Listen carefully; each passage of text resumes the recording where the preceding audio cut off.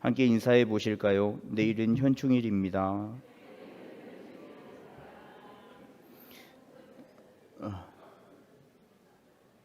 네, 내일 현충일이 맞죠?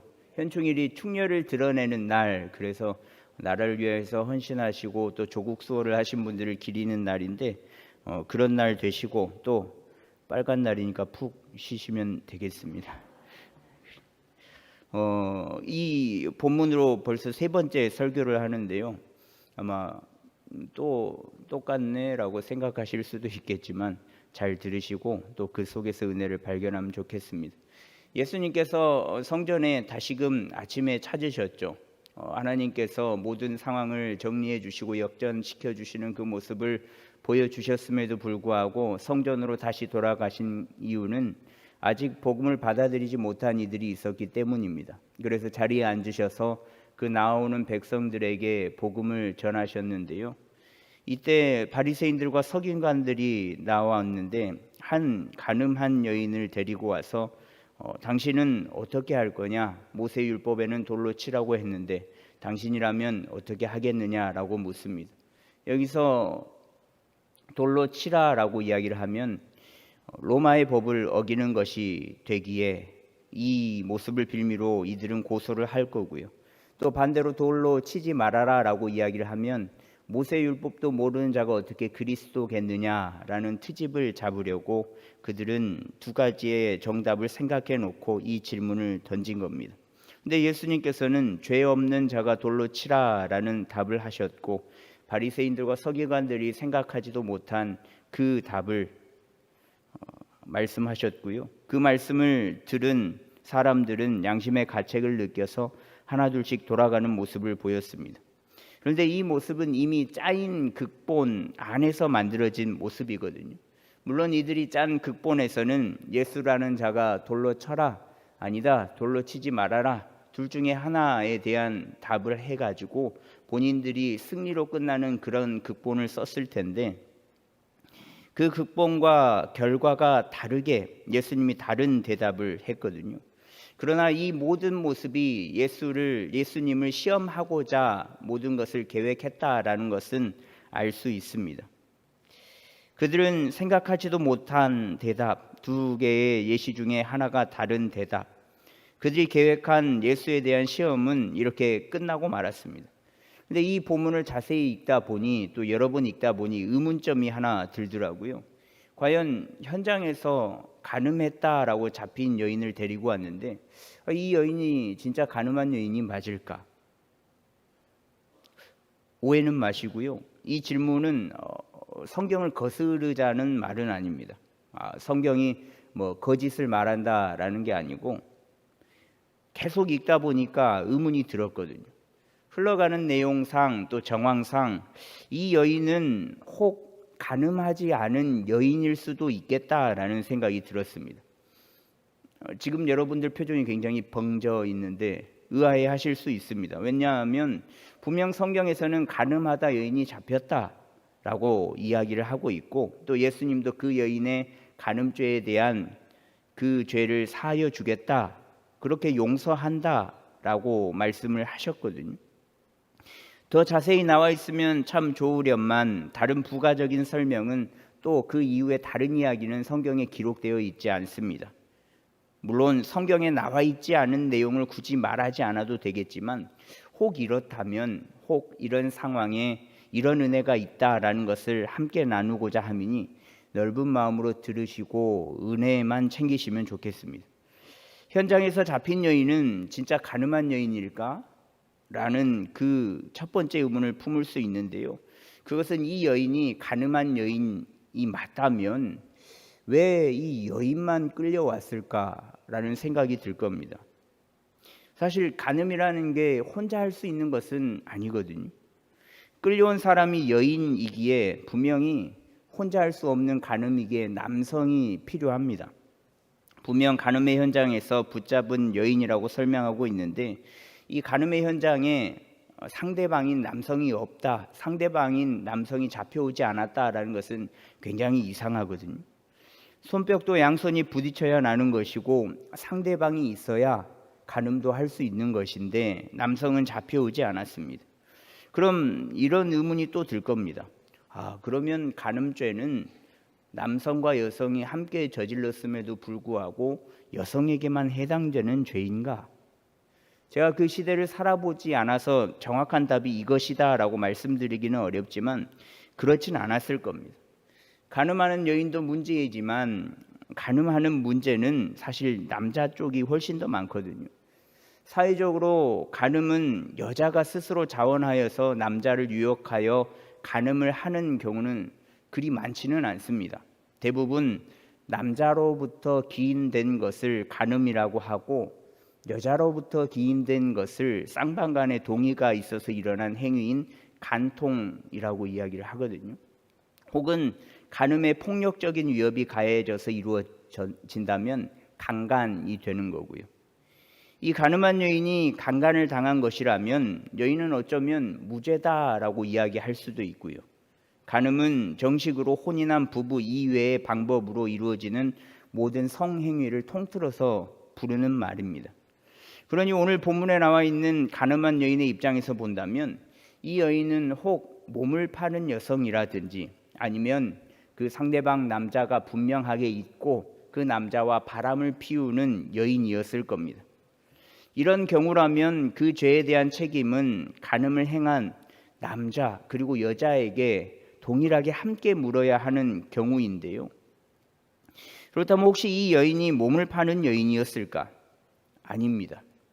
비공식적으로 은밀하게 몸을 파는 여인이었을 수도 있지만 이런 여인이 동네 한 가운데에서 몸을 팔며 살아간다는 것은 사실적으로 불가능에 가깝거든요. 지금은 모든 건물에 문이 있고 창문이 있고 커튼도 있고 가릴 수 있으면 가릴 수 있겠지만 당시 이스라엘의 집 모양은 창이 있기는 한데 가릴 수 있는 창문이 있긴 한데 가릴 수 있는 창은 없습니다. 나뭇가지로 엮든 뚫려 있든 그렇게 생긴 집들이었는데요. 그렇게 뚫려져 있고 사람들이 볼 수 있는 집이기에 사실 동네 한가운데서 몸을 팔며 살아간다는 것은 불가능하거든요. 그러니 서로 눈이 맞아 바람을 피운 경우에 해당할 가능성이 굉장히 높습니다. 그런데 서로 눈이 맞아 바람을 피우는 경우에도 불구하고 대낮에 마을 한가운데에서 간음의 행위를 하기는 어렵다라는 거죠. 분명 아무도 모르는 곳으로 도망가서 사는 쪽을 택했을 것이고 정황상 불같은 사랑을 하게 된 커플도 아니다라는 겁니다. 유대 사회 분위기 속에서 서로 눈이 맞아 바람을 피우는 것은 굉장히 큰 모험이거든요. 생명을 건 모험이잖아요. 모두가 사방이 다 열려 있고 사방이 다 들을 수 있는 곳이고 걸리기만 하면 돌로 쳐 죽임을 당하는 그 상황 속에서 어느 누가 쉽게 바람을 피겠습니까? 외도는 아무리 심증 확신이 있다고 하여도 그 외도를 입증할 만한 증거가 찾기가 굉장히 어렵거든요. 그리고 또 요즘은 간통은 죄가 아니다라고 이야기를 하고 있지 않습니까? 우리나라에서는 2015년 2월 26일 헌법재판소 위헌 결정으로 간통법이 폐지가 되었기에 지금 우리나라 법상으로는 이 간음한 여인을 정죄하는 것 자체가 불가능한 일이 되어버렸습니다. 그렇기 때문에 간음죄는 반드시 현장에서 잡아야 하거든요. 그것만이 명확한 증거가 될 수 있기에 반드시 현장에서 잡아야 한다라는 거죠. 그래서 오늘 말씀의 여인도 현장에서 잡은 여인이다라고 정의를 한 것이고요. 표정들이 많이 안 좋으십니다. 예. 그렇다고요. 예, 그렇습니다. 이런 상황 속에서 다시 말씀으로 돌아가 본다면 분명 현장에서 잡아온 여인인데 왜 상대방인 남자는 존재하지 않을까? 남자만 혹 그 현장에서 율법대로 돌로 쳐 죽인 후일까? 아니면 이 남자가 현장에서 나 몰라라 하고 도망가 버렸을까? 도망갈 수도 있겠지만 현장이라고 하면 옷을 탈의한 상태이기 때문에 아마 그 상태에서는 도망가기가 굉장히 어려웠을 겁니다. 혹 남성이 도망쳤다고 한다면 여성도 덩달아 놓아주어야 하지 않겠습니까? 여성 혼자 가늠할 수가 없으니까 아무리 현장에서 이 여인만 잡았다고 한들 여인만 벌을 가하는 것은 어렵지 않을까 싶습니다. 이런 정황으로 봤을 때 간음한 여인은 있었을지 모르지만 간음을 행한 남자는 애초부터 존재하지 않은 것 아니냐라는 생각이 들기도 하거든요. 이 말인즉슨 이 모든 일이 예수님을 시험하기 위해 교묘하게 짜놓은 바리새인들과 서기관들의 관계였다라는 겁니다. 이런 상황 설정이야말로 예수라고 불리는 그를 넘어뜨릴 수 있기 때문에 붙잡을 수 있는 상황이 허락되는 것이기에 기가 막힌 묘책이라고 바리새인들과 서기관들은 생각을 했을 겁니다. 이를 위해서 서기관들과 바리새인들은 한 여인을 돈으로 주고 사고 또 이를 위하여서 연기를 시켰고 그 쇼에 끌어들인 것이고요. 그래서 예수님도 이 여인에게 이렇게 이야기를 하시지 않았나 싶습니다. 11절 하반절에 보시면 다시는 죄를 범하지 말아라 라고 말씀을 하시거든요. 예수님께서 이 여인에게 다시 죄를 범하지 말라라고 이야기를 했지 다시는 간음죄를 짓지 말아라 라고 말씀하시지는 않으셨습니다. 혹 이 해석이 맞다면 이 여인의 죄는 사실 간음죄가 아니라 시험의 죄이지 않을까 싶습니다. 또 바리새인들과 서기관들이 한 죄는 주작 가담죄를 저질렀고요. 여인은 간음한 여인이 아닌 그저 돈에 매수된 연기를 하는 여인이었고 바리새인들과 서기관들은 그저 거짓으로 예수님에게 접근을 한 것, 분명히 묘책에 예수라는 자가 넘어갈 것임을 생각했으나 되려 뒤통수를 한 방 크게 먹은 사건. 바리새인들과 서기관들, 여인은 어찌됐든 예수님을 시험하고자 이 일을 벌였다라는 거죠.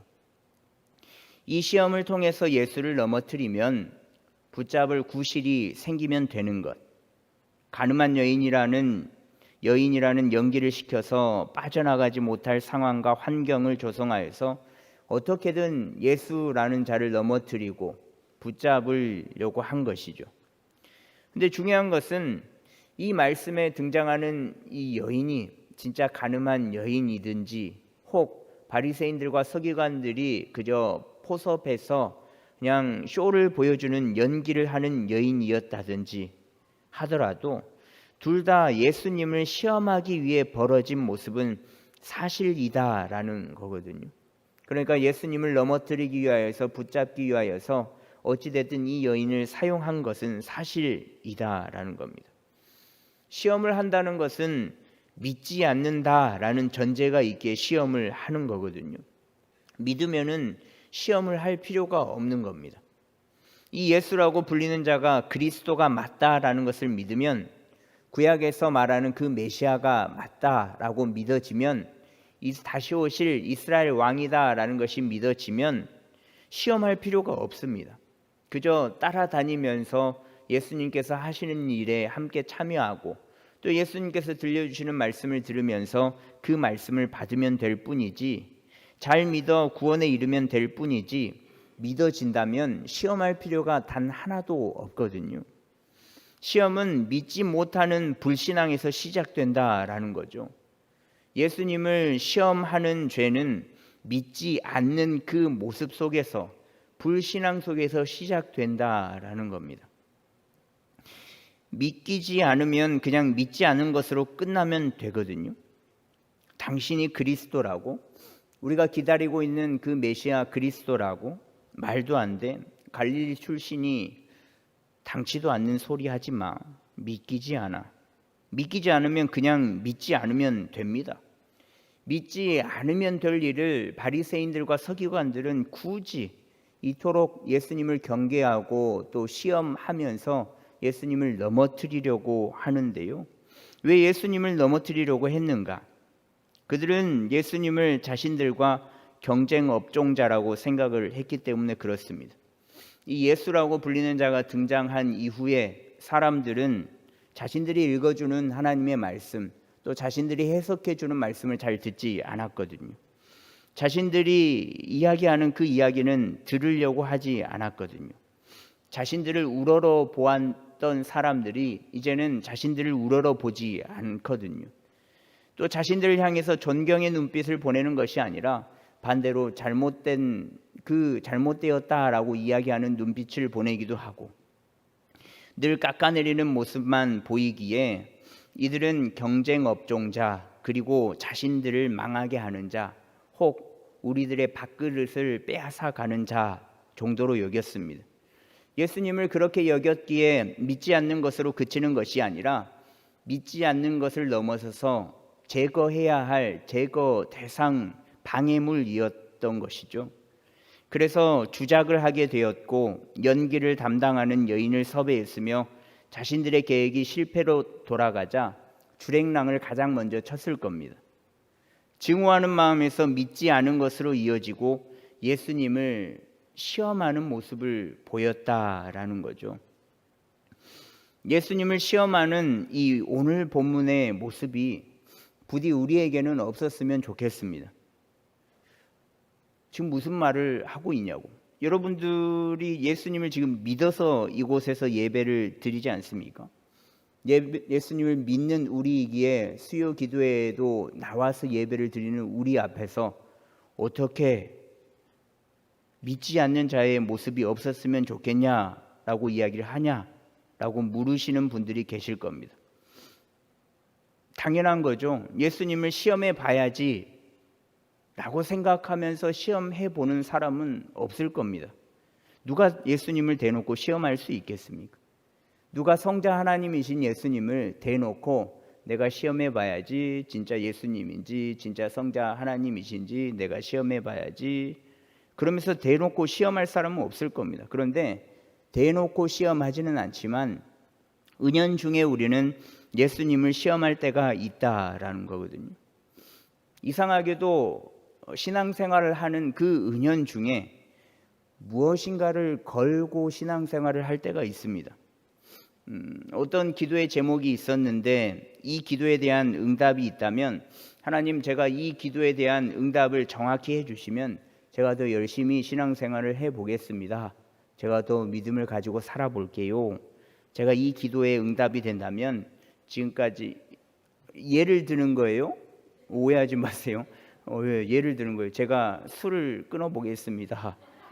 이번만 도와주시면 제가 지금까지 못 끊었던 담배를 끊어보겠습니다.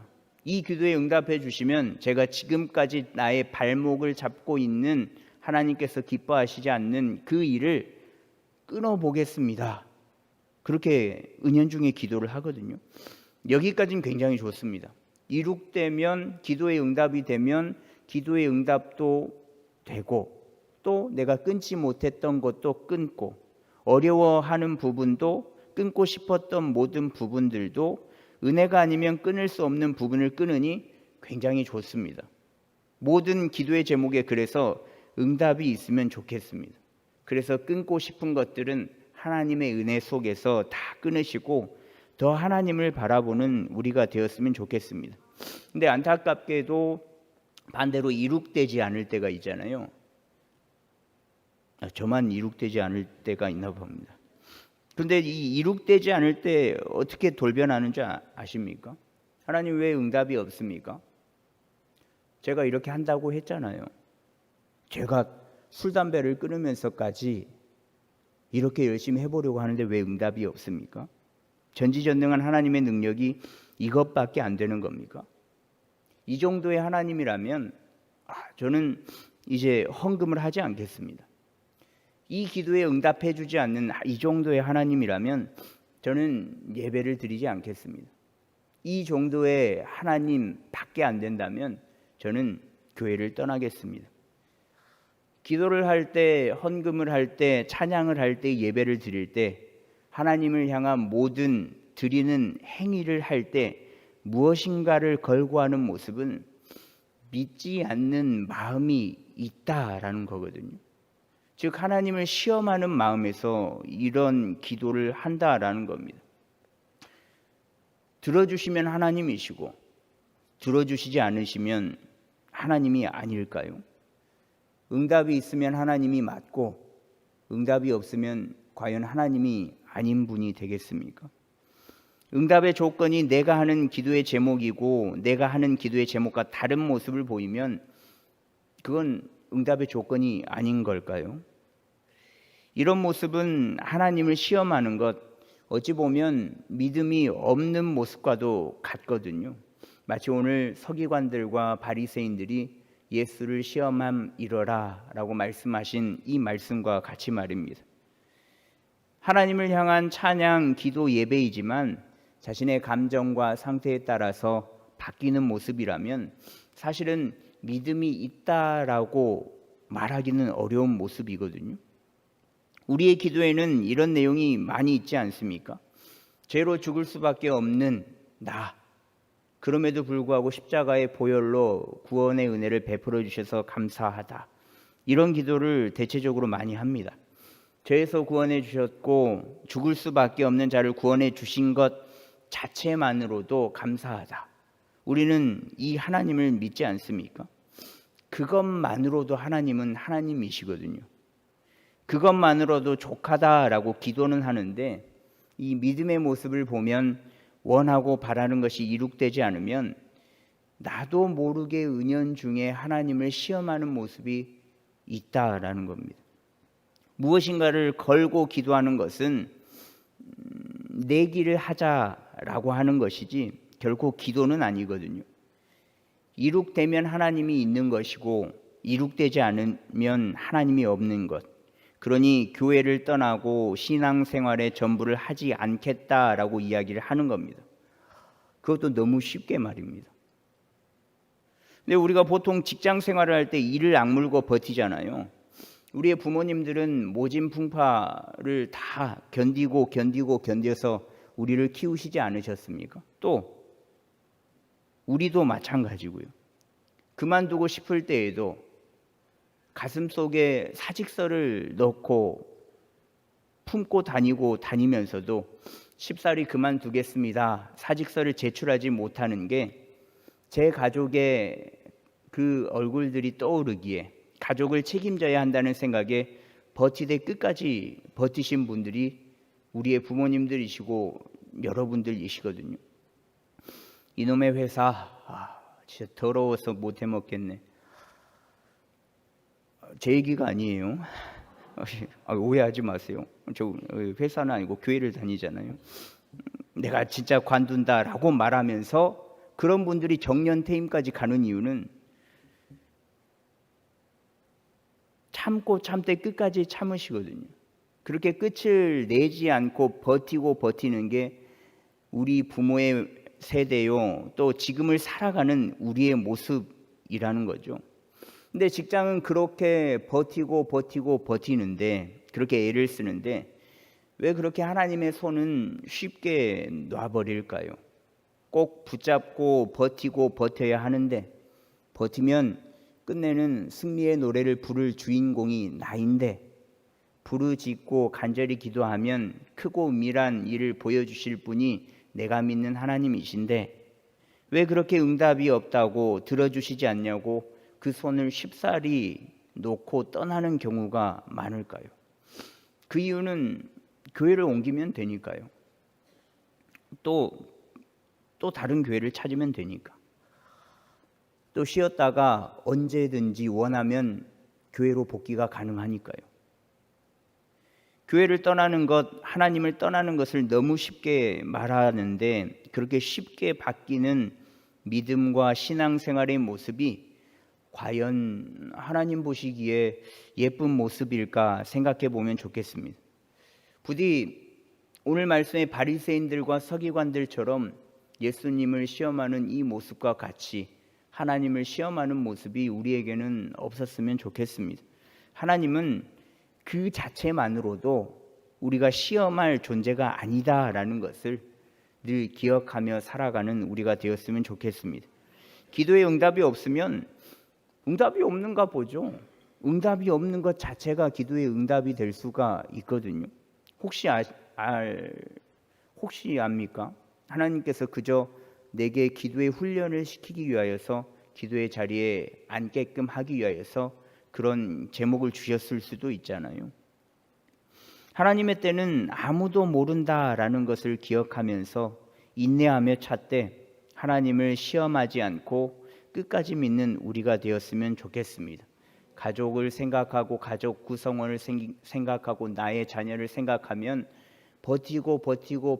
버텨서 끝내는 이룩하는 그 모습이 우리의 신앙생활에도 우리가 하나님을 바라보는 그 믿음의 눈에도 동일하게 있어서 버텨내서 결국에는 하나님께서 주시는 은혜를 경험하고 체험하고 그분의 그 은혜를 노래하는 우리의 삶이 되었으면 좋겠습니다.